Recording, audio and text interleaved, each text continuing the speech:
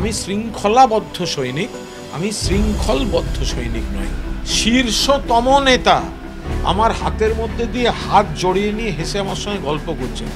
কত বড় স্বার্থপর নেতা হলে বুঝতাম মোহাম্মদ সেলিম বাঘের বাচ্চা। নৌসাদকে বলি করার জন্য দাঁড় করাচ্ছি। প্রশান্ত কিশোর গায়ে মানে না, আপনি মোড়ল, ব্যবসা করতে এসেছিল, এখন বিজেপিকে তেল দিতে। এখন এই ফোন থেকে বিজেপি নেতার সঙ্গে কথা বলবে এবং ফোন এলে ধরবে। এটার নাম কুণাল ঘোষ।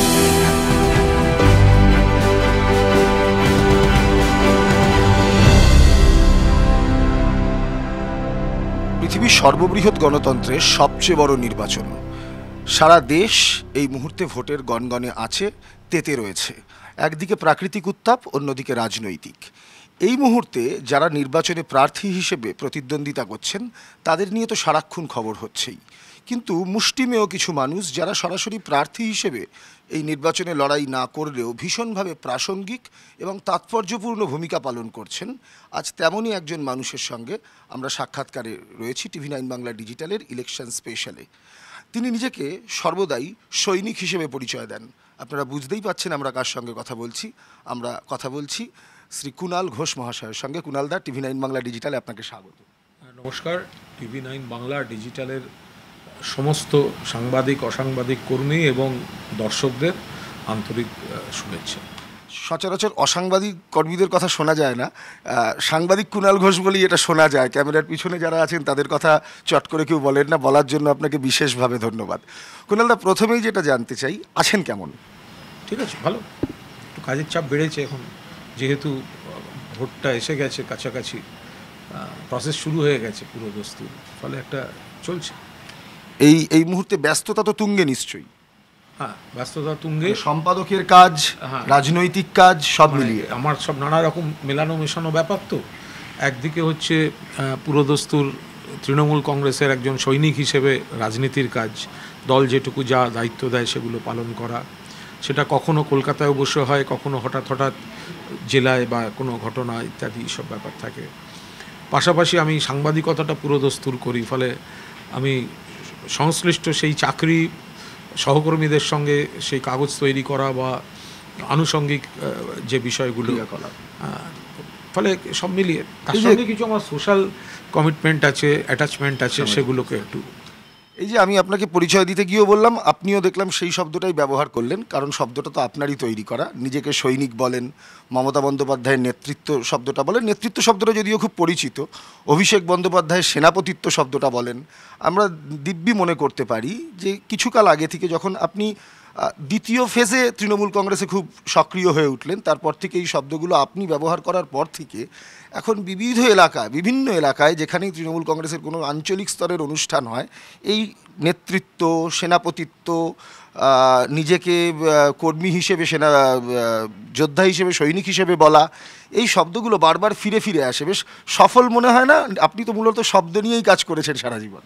না, এই ব্যাপারটা তো একদম খুব স্বাভাবিক যে মমতা বন্দ্যোপাধ্যায় নেতৃত্বে এবং অভিষেক বন্দ্যোপাধ্যায় সেনাপতিত্বে চলছে।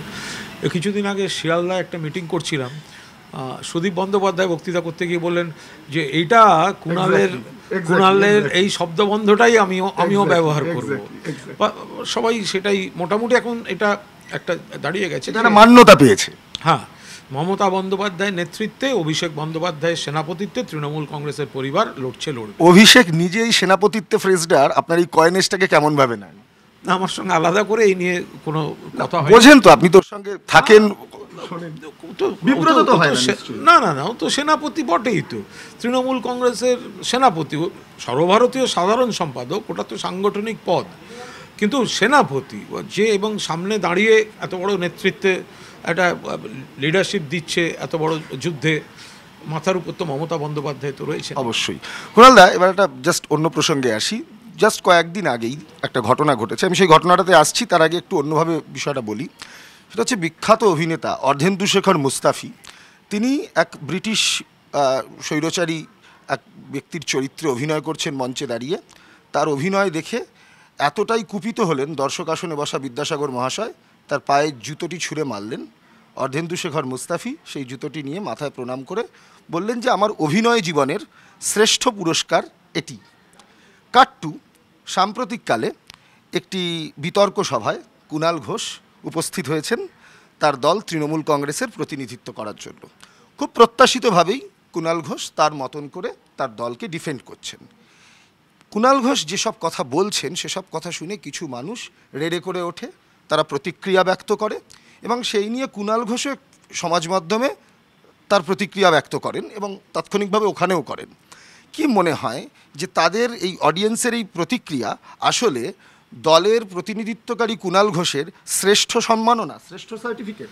না না, ওখানে কিছু ভাড়াটে কয়েকজন লোক ছিল। দেখুন, দর্শক কথাটা হচ্ছে দর্শক, কিন্তু দর্শকের মধ্যে যদি কেউ ভাড়াটে সেনা ঢুকিয়ে দিয়ে থাকে তাদেরকে দর্শক বলা যায় না। হলে অনেক দর্শক ছিল, তার মধ্যে কিছু সমস্যাটা কি, আমার বিরোধী প্যানেল যখন মুখ্যমন্ত্রীর নামের আগে কুৎসিত বিশেষণ প্রয়োগ করছেন, একের পর এক বিপক্ষ বক্তা ব্যাপকভাবে সমালোচনা করছেন তৃণমূল কংগ্রেসকে এবং কিছু ক্ষেত্রে সেটা কুৎসা হয়ে যাচ্ছে, ভিত্তিহীন। এখন বিতর্কের প্যানেল মানে কি, সকলেরই 10 মিনিট করে। এবার তারা যখন বলছেন আমি তো চুপ করে, আমি তো সেখানে হাত তুলছি না, কমেন্ট করছি না, আমি তো উঠে বলতে যাচ্ছি না, কারণ আমি আমার সময় বলবো। কিন্তু আমার সময় যখন আমি তাদের যুক্তিগুলোর উত্তর দিতে যাচ্ছি, তখন সেই কজন দর্শক আমায় আরম্ভ করলেন এখানে রাজনীতি করবেন না।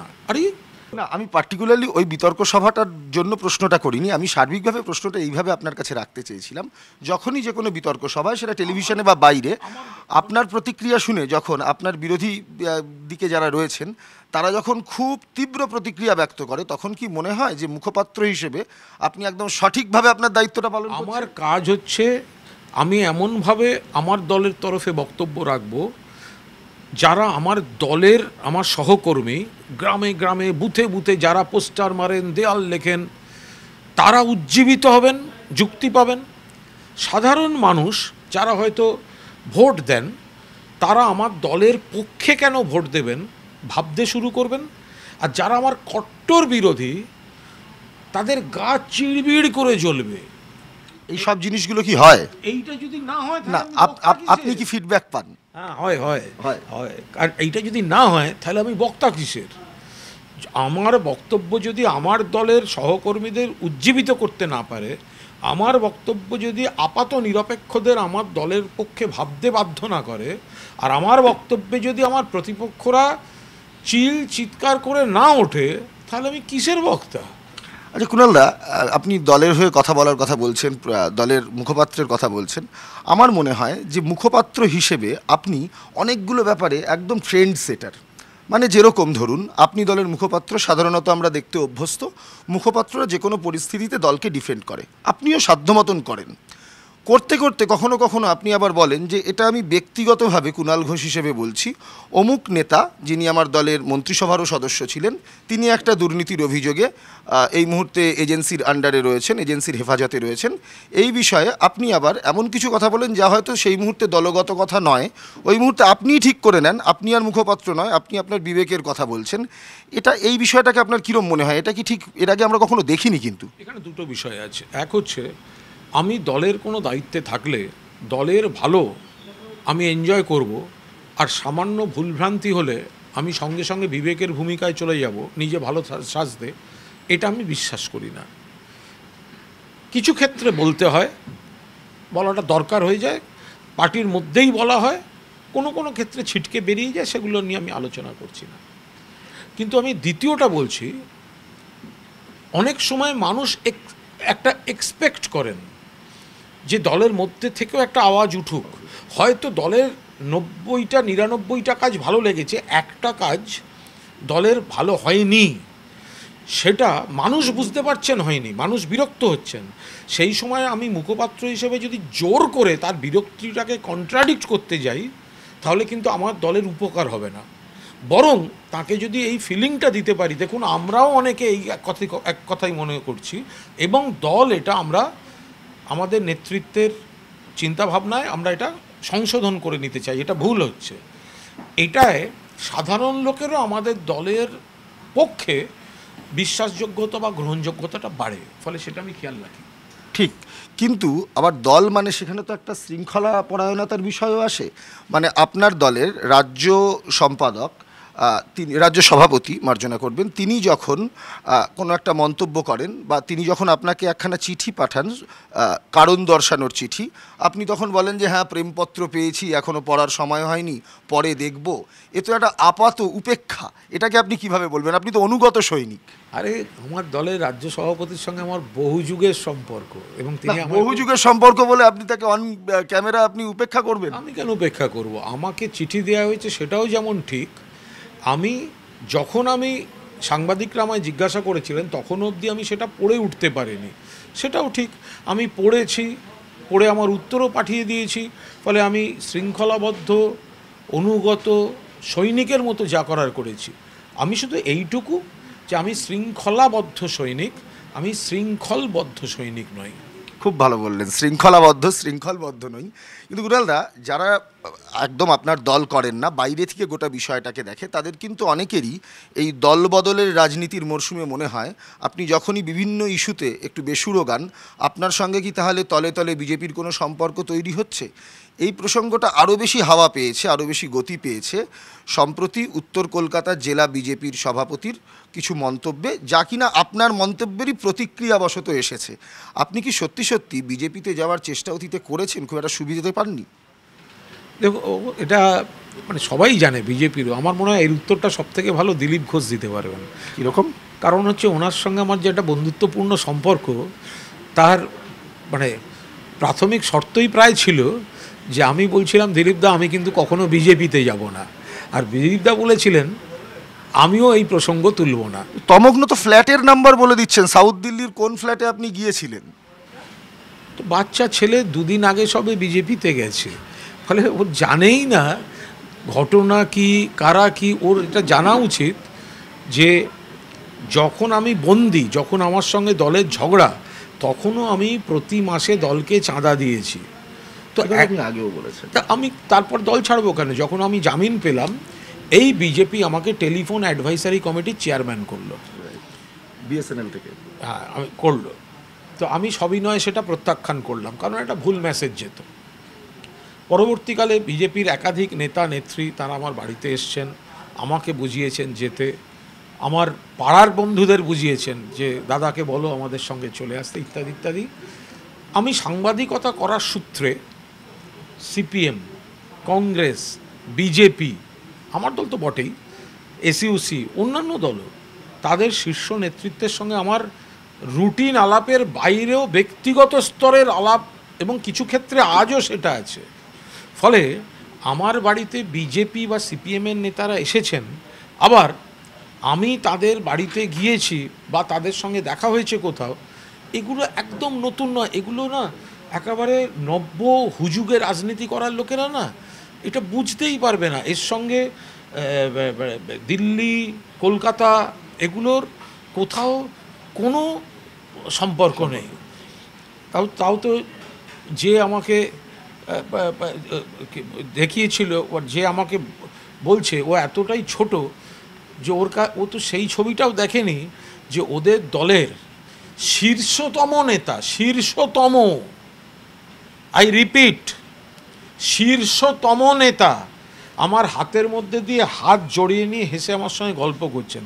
সেই ছবিটাই তো বেচারা জানে না, আমার কি অ্যান্টি করবে ওরা? না, কিন্তু সেটা তো সাংবাদিক কুণাল ঘোষের। কোন সাংবাদিক কুণাল ঘোষ? একদম কোনো সাংবাদিক কুণাল ঘোষ ছিল না সেদিন। আচ্ছা, সাংবাদিক কুণাল ঘোষ নয়। After my bail, okay okay okay, after my bail 2018 কোনো একটা দলের শীর্ষতম নেতা, শীর্ষতম কোনো একটা অনুষ্ঠানে হাতের মধ্যে দিয়ে হাত ধরে নিয়ে হেসে গল্প করছেন। সেই নেতার নাম আপনি বলুন না, আমরা জানি না, আমি অহেতুকার বলে লাভ কি? যে আমাকে বলতে গেছিল তাকে আমি মনে করিয়ে দিচ্ছি যে তারা এতটাই ছোট এবং নিম্ন স্তরের যে আমাদের রাজনীতির উচ্চতাটা, মানসিক উদারতাটা, আমি তৃণমূল করি, আমার কাজ সিপিএম, কংগ্রেস এবং বিজেপিকে, আমি ওই রকম নই যে আমার বন্যরা আমি কোনো ধান্দায় দল বদল করতে চলে গেলাম। নিজের বাড়ির বাবাকে ছেড়ে পাশের বাড়ির জেঠুকে বাবা বলে ডাকতে চলে গেলাম, ওই রাজনীতি কুণাল ঘোষ করে না। তো সুতরাং কুণাল ঘোষের সঙ্গে, কুণাল ঘোষ যদি মনে করে এখন এই ফোন থেকে সিপিএম নেতার সঙ্গে কথা বলবে, কংগ্রেস নেতার সঙ্গে কথা বলবে, বিজেপি নেতার সঙ্গে কথা বলবে এবং ফোন এলে ধরবে। এটার নাম কুণাল ঘোষ। কিন্তু সে তৃণমূল কংগ্রেস এবং তার সব যোগাযোগটাকেও তৃণমূলের মঙ্গলে কাজে লাগাবে। বোঝা গেছে কুণালদা, কিন্তু এইগুলো তো সব বুঝতে পারলাম, কিন্তু যেটা বোঝা যায় না যে সুদীপ বন্দ্যোপাধ্যায়ের প্রার্থীপদ নিয়ে আপনি প্রকাশ্যে এত কথা বললেন, সেই সুদীপ বন্দ্যোপাধ্যায়ের বাড়িতেই বিকেলবেলাতে গিয়ে আপনি ফিশ ফ্রাই খেয়ে চলে এলেন, এবং পরে যখন সুদীপ বন্দ্যোপাধ্যায়কে আপনার দল টিকিট দিল, এগেন আপনি অনুগত সৈনিক, আপনি বললেন এখন আর কোনো কথা না, এখন তিনি আমার দলের প্রার্থী, আমি তার হয়েই লড়াই করব। এই আপাত বৈপরীত্য খুব কম সময়ের মধ্যে, এটাকে কিভাবে আপনি ব্যাখ্যা করবেন? কোনো বৈপরীত্য নয়। কিছু ইস্যুতে সুদীপ বন্দ্যোপাধ্যায়ের সঙ্গে মতপার্থক্য হচ্ছিল, বলে বলে লাভ হচ্ছিল না অনেকটা, এবং সেটা বলার পর একটু দূরত্ব তৈরি হচ্ছিল। সুদীপদা ফোন করেন, সুদীপদা একজন সিনিয়র নেতা, আমার সঙ্গে বহুদিনের এদের সঙ্গে সব পরিচয়। সুদীপদা ফোন করেন, সুদীপদা বলেন চলে এসো একসঙ্গে এক কাপ চা খেতে খেতে ইস্যুগুলো আলোচনা করে নিই, মিটে গেল। তিনি ডাকলেন। মেটামেটির বিষয় নয়, কিছু ইস্যুস থাকে, সেগুলো মানে অনেকগুলো বিষয় নিয়ে একটা জিনিস তৈরি হয়, তো সেগুলো আমরা খোলাখুলি কথা বললাম। সেটা অনেকটাই কাটিয়ে ওঠা গিয়েছে। সুদীপদা উদারতা দেখিয়েছেন। ফলে আমি তো একটা দল করি, আমি তো ষাঁড়ের লড়াই লড়ছি না যে গোঁতাবো সারাক্ষণ। তো সুতরাং যার বিরুদ্ধে বা যাকে নিয়ে বক্তব্য, তিনি যদি তারপর আমাকে সসম্মানে চা খেতে আমন্ত্রণ করে ডাকেন এবং আমরা সমস্যাগুলো নিয়ে আলটিমেটলি দলটার মঙ্গলের জন্য আলোচনা করতে পারি, এ তো ভালো কথা। আর মমতা বন্দ্যোপাধ্যায়, অভিষেক বন্দ্যোপাধ্যায় যখন দলের প্রার্থী হিসেবে সুদীপ বন্দ্যোপাধ্যায়ের নাম ঘোষণা করছেন, তো তখন তো আমি কর্মী হিসেবে 100 বার, মানে আমি কেন আমার এখানে একটা প্রশ্ন আছে। মনে করুন আমি দল, অনুশাসন এসবের বাইরে, মনে করুন আমি কুণাল ঘোষকে খুব ফলো করি, আমি মনে করি আমি একজন সাধারণ নাগরিক ভোটদাতা, আমি কুণাল ঘোষকে মনে করি তিনি একজন অত্যন্ত সিনসিয়ার এবং সিরিয়াস লোক, যিনি রাজনীতি করার আগে দীর্ঘদিন সাংবাদিকতা করে গিয়েছেন। তিনি বলছেন যে সুদীপ বন্দ্যোপাধ্যায় প্রার্থী হিসেবে, তৃণমূলের প্রার্থী হিসেবে সুদীপ বন্দ্যোপাধ্যায়ের সম্পর্কে তিনি নানা রকম নেতিবাচক মন্তব্য করছেন। একই সঙ্গে তাপস রায়ের সঙ্গে যখন সুদীপ বন্দ্যোপাধ্যায়ের কনফ্লিক্ট একদম সামনে চলে এসছে, তিনি বাড়ি বয়ে গিয়ে তাপস রায়কে বোঝানোর চেষ্টা করছেন, দলে রাখার চেষ্টা করছেন। যদিও শেষ পর্যন্ত তাপস রায় দল ছেড়ে বেরিয়ে যাচ্ছেন এবং সুদীপ বন্দ্যোপাধ্যায়, যার প্রতি কুণাল ঘোষের অনেক রকমের অভিযোগ ছিল বা রিজার্ভেশনস ছিল, তিনি তৃণমূল কংগ্রেসের টিকিট পাচ্ছেন এবং তিনি প্রতিদ্বন্দ্বিতা করছেন। কুণাল ঘোষ সেই সুদীপবাবুর হয়েই অন্ততপক্ষে প্রকাশ্যে দাঁড়াচ্ছেন, তাপসবাবুর হয়ে নয়। আমি জানি আপনি কি বলবেন, সম্পূর্ণ দলীয় দিক থেকে আপনি বলবেন এই গোটা বিষয়টাই ঠিক আছে, কিন্তু আমি যদি ব্যক্তিগতভাবে কুণাল ঘোষের কথাকে ফলো করার চেষ্টা করি, আমি কি একটু ঘেঁটে যাব না? না, কেন ঘেঁটে যাবেন? তাপস রায়, তার সঙ্গে আমার একটা দীর্ঘদিনের পরিচয়, কলেজে আমার সিনিয়র ছিলেন, আমরা একসঙ্গে রাজনীতি করেছি। তাপসদা, আপনারা একই কলেজে পড়েছেন? তাপসদা আমার অনেকটাই সিনিয়র। তাপসদা ফলে আমরা চেষ্টা করেছিলাম যাতে তাপসদাকে দলে রাখা যায়, যাতে ক্ষোভ বিক্ষোভ তো থাকতে পারে, দলে রাখা যায়। ব্রাত্য বসু, আমি শেষ অবধিও ওর বাড়িতে গিয়ে আমরা বুঝিয়েছি। বোঝাতে গিয়ে তো আপনি আবার শোকজ চিঠি পেলেন, এটা কিভাবে হলো বলুন তো? না, সেটা তো অন্য ইস্যুতে পেয়েছিলাম, কিন্তু তার সেটা আমি যেহেতু উত্তরও দিয়ে দিয়েছি, ওটা নিয়ে আমি বলেও ছিলেন, খোঁচা দিয়েছিলেন যে এটাই তৃণমূল। তো আমি ফলে তাপস রায়কে আমরা দলে রাখার চেষ্টা করেছিলাম, কিন্তু উনি যখন বিজেপিতেই গেছেন, তখন তো আমাদের এটা খুব স্বাভাবিক ব্যাপার যে আমরা আমাদের দলের প্রার্থী সুদীপ বন্দ্যোপাধ্যায়ের জন্য নামব এবং ঘাসের ওপর জোড়াফুল প্রতীক, তারা জিতবে, তাদের ভোট করব। এখানে তো কোনো দ্বিধা দ্বন্দ্বের বিষয় নেই। এটাই তো দলের অভ্যন্তরীণ গণতন্ত্র। যদি কোনো বিতর্ক থেকে থাকে, অস্বীকার করছি না।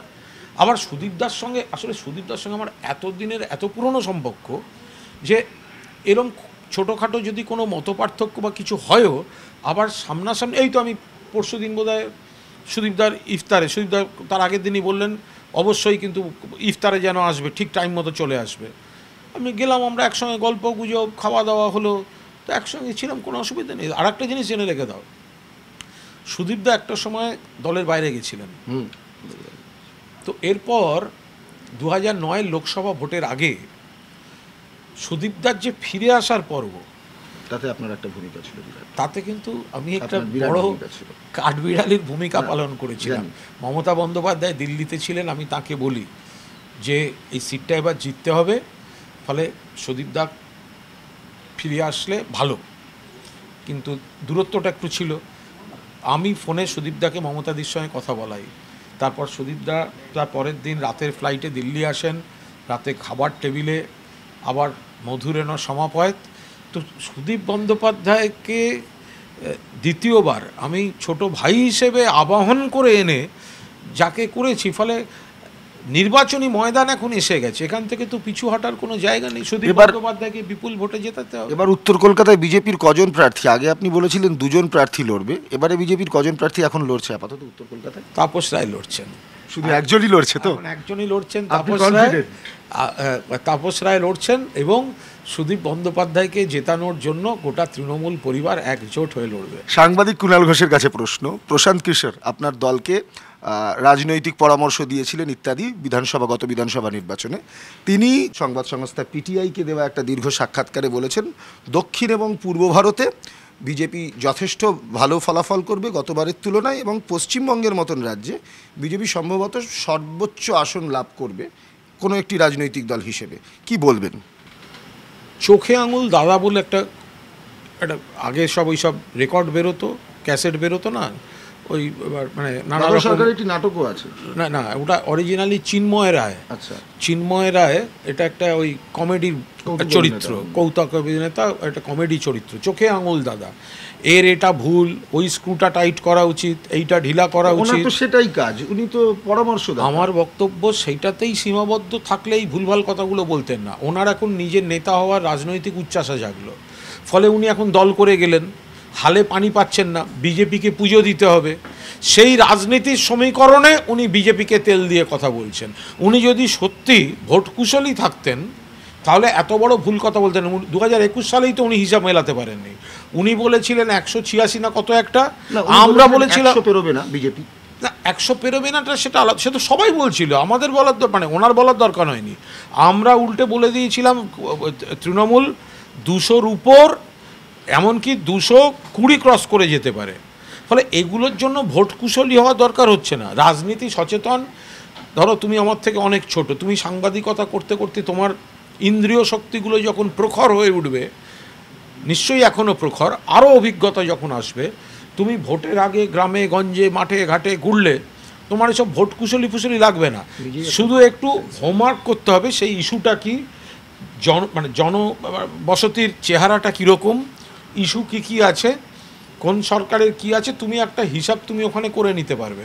ফলে এই ভোটকুশলী প্রশান্ত কিশোর গায়ে মানে না, আপনি মোড়ল, ব্যবসা করতে এসেছিল, এখন বিজেপিকে তেল দিতে গেছে। কিন্তু ব্যবসা তো করার স্কোপ আপনাদের দলেই তিনি পেয়েছেন। সব দলই করে এখন। বিজেপি পিকের থেকে কি আপনারা সুবিধা পেয়েছেন? না, সুবিধা না। একটা সিস্টেম, যুগের নিয়মে কিছু সমীক্ষা, কিছু কাজ, কিছু এজেন্সি সিনসিয়ারলি কাজ করছে, কিছু ভালো ঝকঝকে ছেলে মেয়েও তৈরি হয়েছে, তারা কিন্তু ভালো কাজ করে। এটা কিন্তু বিজেপিও এরকম সাহায্য নিয়েছে, বহু ব্যক্তিগতভাবে প্রার্থীও নয়, কংগ্রেসও নিয়েছে, অন্য আঞ্চলিক দলও নিয়েছে, অন্য আঞ্চলিক, এটা নতুন নয়। কিন্তু যখন ভোটকুশলী নিজের নেতা হওয়ার মানসিকতা জন্মে যায়, পলিটিক্যাল অ্যাসপিরেশন থেকে বলছেন উনি, একদম নেতা হওয়ার মানসিকতা জন্মে যায় এবং তার ক্ষমতা থাকে না, তখন কাউকে না কাউকে একটা বড় গাছকে পুজো দিতে হয় লতা পাতা হয়ে থাকতে গেলে। উনি বিজেপিকে পুজো দিচ্ছেন। আচ্ছা, কিছুদিন আগে তাপস রায় বলেছিলেন যে যখন তাপস রায় তৃণমূল ছাড়বেন এরকম একটা আবহ তৈরি হয়েছে, যে পিকে ওনাকে ফোন করেছিলেন এবং সম্ভবত বলেছিলেন যে না ছাড়তে। মানে আমার একটা প্রশ্নের উত্তর দিন, পিকের সঙ্গে কি দল তৃণমূল কংগ্রেসের কোনো যোগাযোগ এই মুহূর্তে রয়েছে? এটা আমি একেবারেই বলতে পারবো না, কারণ তাকে আমি চিনিও না, তার সঙ্গে আমার না দলের আমি এটা দলের নীতিগত কোনো সিদ্ধান্তের ব্যাপার, কিন্তু পিকে আছেন কি নেই এ ব্যাপারে আমার কোনো মন্তব্য নেই। পিকে বোধহয় মানে ওখানে আইপ্যাকের যারা প্রতীক জয়েন্টাইন দেখেন, প্রতীক খুব ভালো ছেলে, খুব দায়িত্বশীল কাজ করেন, তারা আছেন। পিকে আছেন কি নেই আমি বলতে পারবো না, আপনার ঠিক জানা নেই। আপনার কি মনে হচ্ছে এবারে লোকসভা নির্বাচনে পশ্চিমবঙ্গের ফলাফল কি হতে চলেছে? আজ যদি ভোট হতো তাহলে রেজাল্ট পশ্চিমবঙ্গের 42টির মধ্যে 30 থেকে 35 তৃণমূল কংগ্রেস, বাকিটা ভারতীয় জনতা পার্টি। বাম কংগ্রেস, কংগ্রেসের কিছু নেই যদি এই মুহূর্তে ভোট হয়। এরপর এই সিবিআই, এনআইএ, ইডি এই দিয়ে ওরা ভোট করছে।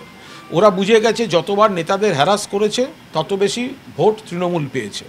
এখন ওদের স্টাইল হয়ে গেছে বুথ ফাঁকা করতে নেমেছে। ভূপতিনগর বা কাঁথির মডেল বলছে এনআইএ বা সিবিআইকে দিয়ে বুথ এজেন্ট, বুথ কর্মী, বুথের যারা, তাদের ফাঁকা করো, ডেকে পাঠাও, অ্যারেস্ট করো, ডেকে বলে দাও ভোট করো না, এই ধরনের একটা গেমে গেছে। ফলে এতে ওদের কনফিডেন্সটা নেই, সেটা বোঝা যাচ্ছে। পাশাপাশি আমরাও গোটা বিষয়টায় লক্ষ্য রাখছি। আমার মনে হয় 30 থেকে 35 তৃণমূল, আমরা আজকের দিনে ভোট হলে এটাই থাকতে পারবো। আগামী দিনে যে দিনগুলো এখনও বাকি রয়েছে নির্বাচন অনুষ্ঠিত হতে, তার মধ্যে কি হাওয়া খুব কিছু পরিবর্তন হতে পারে বলে মনে করছেন? আমরা আমাদের অনুকূলে চেষ্টা করব, মানুষের কাছে গিয়ে উন্নয়নের কথা বলবো। সম্ভাবনা খুব একটা নেই। প্রতিকূলে ওরা চেষ্টা করবে, ওরা তো আবার একা নয়, ওদের সঙ্গে এজেন্সি রয়েছে, ওদের সঙ্গে নির্বাচন কমিশন রয়েছে, ওরা তো লেভেল প্লেয়িং ফিল্ডটা দিচ্ছে না। লেভেল প্লেয়িং ফিল্ড থাকলে দুই আর দুয়ে আমি বলে দিতে পারি যে একটা হিসাব, কিন্তু ওরা যেহেতু করছে না, আমরা যেমন উন্নয়ন নিয়ে আরও বেশি ভোটের কাছে যেতে চেষ্টা করব, ওরা তেমনি নানা রকম চক্রান্ত দিয়ে, যে বিজেপি নেতা চলে যাচ্ছে এনআইএ এসপির বাড়ি, নামের লিস্ট দিচ্ছে, সাদা প্যাকেট নিয়ে ঢুকছে, খালি হাতে বেরোচ্ছে, আর কি কি দিচ্ছে তদন্ত সাপেক্ষ। এবার সেখানে গিয়ে তারপরে এই হানাগুলো তৈরি হচ্ছে। ফলে এইগুলো তো আমাদের দেখতে হবে। ফলে ওরা ওদের মতো চক্রান্ত করবে, আমরা আমাদের মতো উন্নয়ন নিয়ে যাব। আমরা কনফিডেন্ট, আমরা সাকসেসফুল হব। নওশাদ ডায়মন্ড হারবারে না দাঁড়ানোই কি তৃণমূল একটু শান্তিতে আছে? আমি এ ব্যাপারে নওশাদকে ট্রোল করার বিরুদ্ধে, একদম বিরুদ্ধে। না, আমি ট্রোল করছি না, আমি বলছি, আমরা কে দাঁড়ালো আমরা ভাবছি না। অভিষেক 4 থেকে 5 লাখ ভোটে জিতবে। নওশাদ দাঁড়ান, না দাঁড়াক, অন্য কেউ দাঁড়াক, আমার উল্টো প্রশ্ন। আমার প্রশ্ন হচ্ছে, নওশাদ একটা ইয়াং ছেলে, আমাদের সঙ্গে মতে মেলে না, অন্য দল করে, আমার দলকে অ্যাটাক করে, আমরাও অ্যাটাক করি। বাট আজকালকার ছেলে নতুন উঠছে, ভালো কথা বলে, দৌড়ঝাঁপ করে, পলিটিশিয়ান হিসেবে নিশ্চয়ই ভালো করবে ভবিষ্যতে। কিন্তু এই সিপিএম, কংগ্রেস, বিজেপি একদম দেউলিয়ার মতো নওশাদকে ডায়মন্ড হারবারে নিজেদের স্বার্থে বলে দিতে যাচ্ছিল। নওশাদ কি তাহলে পরিণত সিদ্ধান্ত নিয়েছে? পরিণত সিদ্ধান্ত নিয়েছে। কারণ আজকে যদি আমি কথার কথা বলি, অভিষেক বন্দ্যোপাধ্যায় যদি শত্রু, টার্গেট, গলার কাঁটা অভিষেক বন্দ্যোপাধ্যায়, সকাল থেকে রাত অভিষেককে গালাগালি, শুভেন্দু অধিকারী দাঁড়াচ্ছে না কেন? আপনি বলেছেন আগে। মোহাম্মদ সেলিম, ভাইপো ভাইপো ভাইপো ভাইপো, একটা বাচ্চা ছেলে ডিওয়াইএফআই এর প্রতিকূরকে ওখানে হাঁটতে পাঠালো কেন? নিজে গেল মুর্শিদাবাদে। কত বড় স্বার্থপর হলে এই জিনিস হয়? কত বড় স্বার্থপর নেতা হলে একটা ডিওয়াইএফআই এর ছেলেকে বলে দিতে পাঠালো? কই, এটা তো বলতে পারলো না যে সর্বভারতীয় সাধারণ সম্পাদক লড়ছে অভিষেক, আমি সারাদিন ভাইপো ভাইপো ভাইপো বলে অ্যাটাক করি, ভোট এসছে আমি ডায়মন্ড হারবার লড়ব, বুঝদাম মোহাম্মদ সেলিম বাঘের বাচ্চা। তো করলেন না, তো কংগ্রেসের তো কেউ গেলেন না। এরা সবাই মিলে নওশাদকে বলি করার জন্য দাঁড় করাচ্ছিল। এখন সরে গেছে বলে দেখুন কত ছবি সব নওশাদের সঙ্গে। ওদিকে সিপিএম, বিজেপি, এরা সব নওশাদকে সোশ্যাল মিডিয়ায় ট্রোল করছে। আমি মনে করি নওশাদ সিদ্দিকী একটা এমএলএ, একটা নতুন দল ওরা করেছে, পরিণত সিদ্ধান্ত নিয়েছে। এত তাড়াতাড়ি বিশ্রীভাবে হারলে যে এফেক্টটা হতো সেটা থেকেও বেরিয়ে গেল। এবার বাকি জায়গায় ও নিজের দলের মতো ক্যাম্পেন করবে, তাতে ভোট পেলে পাবে, না পেলে না পাবে, তাদের ব্যাপার। পশ্চিমবঙ্গের বাইরে সারা ভারতবর্ষে এই লোকসভা নির্বাচনের ফলাফল কি হতে পারে বলে আপনার মনে হচ্ছে? দেখুন, যেটা নরেন্দ্র মোদীজি বলছেন 400 ওটা কিন্তু এই মুহূর্তে মনে হচ্ছে না। কারণ দাক্ষিণাত্য রাজ্যওয়ারি হিসাব করলে সেভাবে বিজেপির জায়গা নেই। বিজেপি যাবে কোথায়? বিজেপি তো গতবারই বেশ কিছু রাজ্যে ওদের পকেট রাজ্যগুলোতে। একটু থামাই, কর্ণাটকের মতন রাজ্যে কিন্তু বিধানসভায় হারার পরেও লোকসভাতে প্রচুর আসন পেয়েছেন তারা। না, সেটা একটা আলাদা প্রেক্ষিত ছিল। কিন্তু এখন যে জায়গাটায় দাঁড়িয়ে রয়েছে সর্বশেষ পরিস্থিতিতে, অনেকগুলো জায়গায় তারা এতটাই ঘেঁটে আছে, আর যে রাজ্যগুলো ওদের পকেট সেখানে ওরা স্যাচুরেটিং পয়েন্টে আছে। ফলে সেটাকে আর কতটা বাড়াবে? এখন তো কমার সময়। ফলে ওরা সেই জায়গায় যাবে না, বরং অ্যান্টি বিজেপি হাওয়াটা এমন জায়গায় আছে, এবং বিভিন্ন স্টেটে বিভিন্ন দল, আমাদের যেমন আমরা তৃণমূল, ওদের হারাবো, অন্য স্টেটে যারা যারা আছে। কি দেশে অ্যান্টি বিজেপি হাওয়া আছে কুণালদা? অ্যান্টি বিজেপি হাওয়া না থাকলে এত মরিয়া হয়ে এজেন্সি দিয়ে ভোটের মুখে আপের চিফ মিনিস্টারকে তোলায়? অ্যান্টি বিজেপি হাওয়া না থাকলে যাদেরকে এতদিন চোর বলে এসছে, 70,000 কোটি টাকার ঘাপলা, হ্যাঁ, অজিত পাওয়ার তাকে ডেকে নিয়ে উপমুখ্যমন্ত্রী করে। ফলে সারা দুনিয়ার যাদের চোর বলেছে ইনক্লুডিং শুভেন্দু, তাদেরকে ডাকতে হয় কেন? তার কারণ হচ্ছে ওদের কিছু নেই, ওদের ঘাটতি আছে বলে। যত লোককে চোর বলেছে, যতজনের পেছনে সিবিআই ইডি ছিল, সেগুলো আজকে বিজেপির বড় বড় নেতা। ফলে এখনও পর্যন্ত যা পরিস্থিতি, তাতে কিন্তু অবিজেপি সরকার হওয়ার প্রবণতাটাই বেশি। মানে আপনি বলছেন তৃতীয়বার মোদী সরকার ডিল ডান নয়? না, তৃতীয়বার মোদী সরকার ডিল ডান নয়। তৃতীয়বার মোদী আসাটা যথেষ্ট কঠিন, এবং রাজ্যওয়ারি হিসাব করলে দেখা যাচ্ছে যে একাধিক দল যদি ঠিকঠাক জায়গায় থাকে, তাহলে কিন্তু অবিজেপি সরকার কেন্দ্রে আসতে চলেছে। কিন্তু সেটা তো খুব কঠিন কুণালদা, তার কারণ যে 150টা আসনে সরাসরি একমুখী লড়াই, সেখানেই তো বিবিধ দল ক্যান্ডিডেট দিয়েছে। ইন্ডিয়া অ্যালায়েন্স তো সেই জায়গাটাতে যেতে পারলো না। না না, মানে এটা হিন্দি হার্টল্যান্ডে না না, সেটা সেরকম কোনো বিষয় নয়। বেশ কিছু সিট এমন আছে যেখানে বিজেপি গতবার জয়ের জায়গায় ছিল, এবার কিন্তু জয়ের জায়গায় নেই। ফলে পশ্চিমবঙ্গের বাইরের কথা বলছি, বাইরের কথা বলছি। ফলে ইউপি আছে তার মধ্যে, রাজস্থান আছে তার মধ্যে, মধ্যপ্রদেশ আছে তার মধ্যে, বিধানসভা এত ভালো ফলের পরেও বলছে হিমাচল আছে। তো বিধানসভার কোথায় ভালো ফল? বিধানসভাতে তো বিরোধী ভোট কাটাকাটি হয়ে গেছে। আর এবারের ভোটটা হবে না। তার কারণ হচ্ছে একদম বিজেপির ভোট যারা দিতে চায়, মূল্যবৃদ্ধি যারা চায়, কৃষক বিরোধী নীতি যারা চায়, তারা বিজেপিকে ভোট দেবে। আর যারা এগুলোর বিরুদ্ধে ভোট দিতে চায়, তাহলে যে দলটা ওইখানে শক্তিশালী তাকে ভোট দেবে। এই করে নন বিজেপি যে ফোর্স, সেটাই দেশে এবার জোটবদ্ধ হয়ে যাবে। বুঝতে পেরেছি কুণালদা। শেষ প্রশ্ন, একটা ব্যক্তিগত প্রশ্ন করে আজকের সাক্ষাৎকার এখানেই শেষ করে দেবো। সেটা হচ্ছে কি, আপনার রাজনৈতিক জীবনের মোটামুটি দেখলেই বোঝা যায় দুটো অর্ধ রয়েছে, একটা প্রথম অর্ধ, একটা দ্বিতীয়ার্ধ। দ্বিতীয়ার্ধ যেটা আপনি একটু আগে একটা কথা প্রসঙ্গে বলছিলেন, আপনি যখন জামিনে মুক্ত হলেন, তারপরে যখন দ্বিতীয়বার আপনি তৃণমূল কংগ্রেসে সক্রিয় হলেন, এটা বলার অপেক্ষা রাখে না। প্রথমার্ধের চেয়ে দ্বিতীয়ার্ধটা আপনাকে দেখলেই বোঝা যায় আপনার জন্য অনেক বেশি সিগনিফিকেন্ট, অনেক বেশি গুরুদায়িত্ব, অনেক বেশি চিত্তাকর্ষক সেকেন্ড ইনিংস। আপনি দুটো ইনিংসকে কিভাবে মূল্যায়ন করেন? না, প্রথমটিতে আমি সাংবাদিকতাতেই বেশি ছিলাম, খানিকটা হয়েছিলেন। তারপরে আমি মমতা বন্দ্যোপাধ্যায় আমাকে সাংসদ করেন, আমি কৃতজ্ঞ। আমি তার সাংসদ হয়ে প্রত্যক্ষ রাজনীতি, কারণ এর আগে আমি ছাত্র রাজনীতি অত্যন্ত চড়া মাত্রায় করেছি। সেটা কি ছাত্র পরিষদের রাজনীতি? ছাত্র পরিষদ। তখন তো তৃণমূল ছিল না।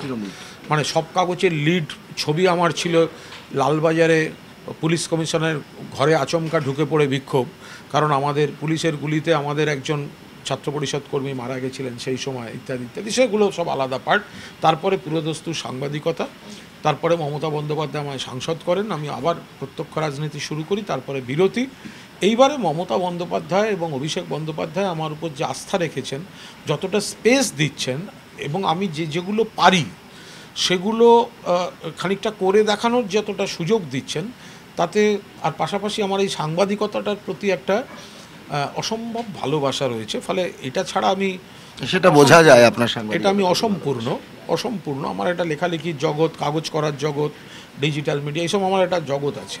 আমার একটা জিনিস মনে হয়, এটা আপনি বলবেন আমার ঠিক মনে হয় কি না, প্রথমার্ধ এবং দ্বিতীয়ার্ধের মধ্যে একটা বড় ফারাক হচ্ছে গিয়ে দ্বিতীয়ার্ধে অভিষেক বন্দ্যোপাধ্যায়ের উপস্থিতি। 100 বার মমতা বন্দ্যোপাধ্যায়কে তো আমি দীর্ঘদিন ধরে দেখেছি, মানে দীর্ঘদিন। 1987 ওই বেহালার ভেজাল তেল কেলেঙ্কারির সময় ওই আন্দোলন থেকে মমতাদির সঙ্গে আমার সামনাসামনি দেখা এবং পরিচয়।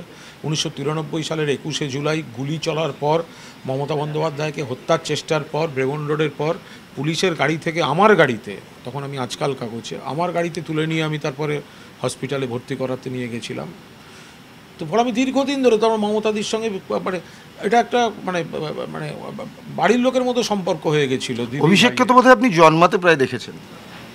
ছোট থেকে দেখেছি, অনেক ছোট থেকে দেখেছি। পরে ও পড়াশোনা করতে দিল্লি গেল। অভিষেক কতটা এক্সট্রাক্টর হলো আপনার এই দ্বিতীয়ার্ধের রাজনৈতিক সক্রিয়তার পর? খুব ভালো লাগছে, কারণ এখানে মাথার উপর মমতাদি রয়েছেন, তারপরে সেনাপতির ভূমিকায় অভিষেক রয়েছেন, এবং এই দুজনেরই আমার সৌভাগ্য যে আমি দুজনেরই আস্থা, ভালোবাসা, বিশ্বাস পাই। কিন্তু এটা কিন্তু সকলের মনে হয় না, জানেন তো, বাইরে থেকে যারা অন্তত দেখে। তার কারণ আপনি যখন বলেন মমতা বন্দ্যোপাধ্যায় মাথার উপরে আছে, ঠিক আছে, তার ছবি নেতাজি ইন্ডোরে দেওয়া হয়েছে, খুব ভালো, কিন্তু অভিষেক বন্দ্যোপাধ্যায়েরও একটা ছবি থাকা দরকার ছিল। তখন কোথাও মনে হয় কুণাল ঘোষ, মমতা বন্দ্যোপাধ্যায় তো সবার উপরে, মমতা বন্দ্যোপাধ্যায় সত্য, তাহার উপরে নাই তৃণমূল কংগ্রেসে, কিন্তু অভিষেক বন্দ্যোপাধ্যায়ের প্রতি যেন কুণাল ঘোষের একটু বেশি না। ভালো লাগা বা আনুগত্য একটা আছে। একটা বিষয় বলি, মমতাদির সঙ্গে কারোর তুলনা হয় না, বাট অভিষেক আমার থেকে 15-16 বছরের ছোট, ও আমার লিডার, বাট আমি ওকে ভালোবাসি। এবার একটু হলেও যেহেতু বেশি ভালোবাসি। যেহেতু যে যে বিষয়টা নিয়ে যে আন্দোলনগুলো, ওই তখন যেহেতু ওই 100 দিনের টাকা নিয়ে অভিষেকের দিল্লি যাওয়া, পুলিশের হাতে এমন একটা আটক নবীন হওয়া, প্রবীণ দ্বন্দ্ব চলছিল। রাজভবনের ধর্ণা, লাগাতার অভিষেক ওই সময়টা ওই একটা সময়টা লিডারশিপ কাজ করছিল, দিচ্ছিল। কাজ করছিল। ফলে আমার মনে হয়েছিল একটা তরুণ ছেলে এতখানি লিডারশিপ দিচ্ছে, তো ওকেও একটু ওখানটা থাকে। এসব যখন বলেন তখন তো তৃণমূলের লোকজন তো খেপে যায় আপনার ওপর। কেউ খেপে না, সবাই মন থেকে বোঝে যে দিনের শেষে কুণাল ঘোষের মানে শ্বাস প্রশ্বাসে তৃণমূলটাই আছে। তৃণমূল না না, আমি তথাকথিত প্রবীণ ব্রিগেডের কথা বলছি। প্রবীণরাও আমায় ছোটবেলা থেকেই ছিলেন, ও জানে কখন কুণাল একটু বিগড়লে কি বলতে পারে। আপনি কি নিজে নবীন ব্রিগেডের সঙ্গে আছেন? না না, আমার যা বয়স তাতে আমি নবীন এবং আপনি প্রবীণের দুটোতেই থাকতে পারেন, কিন্তু মধ্যবর্তী জায়গায় আছে। আপনি দুটোতেই থাকতে পারেন। মধ্যবর্তী জায়গা, এটা সেতু টেতু টাইপের যে বয়সটা আছে, মোটামুটি সেই জায়গাটায় আছে। ফলে ফলে ফলে সিনিয়ররাও আমাকে অনেক ছোট থেকে দেখেছে। এই জন্যই বোধহয় কুণাল ঘোষের এই মুহূর্তে তৃণমূল কংগ্রেসে এতটা গুরুত্ব। তার কারণ কুণাল ঘোষ হচ্ছে ওই সেতুটা। আসলে যারা সিনিয়র, আমি যদি বলি বক্সিদা, মমতা দিকে আমি মানে বাদ দিয়ে, বক্সিদা থেকে শুরু করে, কল্যাণদা থেকে শুরু করে, ববিদা থেকে শুরু করে, হালের দেবাংশ। না না, আমি সিনিয়রদের কথা বলছি, সুদীপদা থেকে শুরু করে, মানে সৌগতদা থেকে, এরা মানে এত অল্প বয়স থেকে আমাকে সাংবাদিকতা এবং পরবর্তীকালে রাজনীতিতে দেখে যেমন এতটাই যোগাযোগ ছিল। ফলে মানে এরা মানে জানেন যে কুণাল কি টাইপের আর কি হতে পারে। আবার নতুন যারা এসছেন, যারা বন্ধুবান্ধব সমবয়সী, ব্রাত্য থেকে আরম্ভ করে শান্তনু সেন, যারা বন্ধুর মতো, আবার যারা ইয়াং ব্রিগেড যারা উঠে আসছে, তারাও আমার লড়াই টড়াইটা দেখেছে। ফলে আমার সকলের সঙ্গে কমিউনিকেট করতে আমার কোনো সমস্যা হয় না, এবং আমি নিজে ধরেই নিই যে আমি একজন কর্মী। আমি মানে আমাকে যেন জেলার, মানে দূরে যখন জেলায় কোনো গ্রামে ঢুকবো, সেখানে যে ছেলেটা মিছিল করে, একটা পতাকা নিয়ে ঘুরে বেড়ায়, একটা দেয়াল লেখে বুথে বসে, সেই ছেলেটাও যেন আমাকে তার সঙ্গে রিলেট করতে পারে। এইটা করতে না পারলে আনুষ্ঠানিক বড় পদের কোনো ভ্যালু নেই। অনেক ধন্যবাদ কুণালদা, আমাদের সঙ্গে এতটা সময় মন খুলে কথা বলার জন্য। টিভি9 বাংলা ডিজিটালের তরফ থেকে আপনাকে অশেষ ধন্যবাদ।